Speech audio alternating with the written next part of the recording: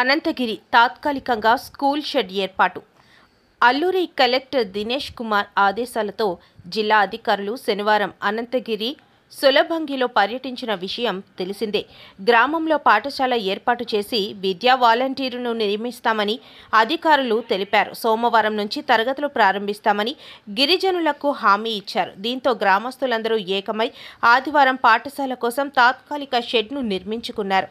రేపటి నుంచి తరగతుల ప్రారంభానికి సిద్ధం చేశామన్నారు. తమ పిల్లలకు అక్షర జ్ఞానం నేర్పడానికి తల్లిదండ్రులు చూపుతున్న చొరవ. నమస్కారం సార్, నా పేరు జమ్మెల్రాము. మాది సులభంగి గ్రామం, చినకోట పంచాయతీ, అనంతగిరి మండలం, అల్లూరి సీతారామరాజు జిల్లా.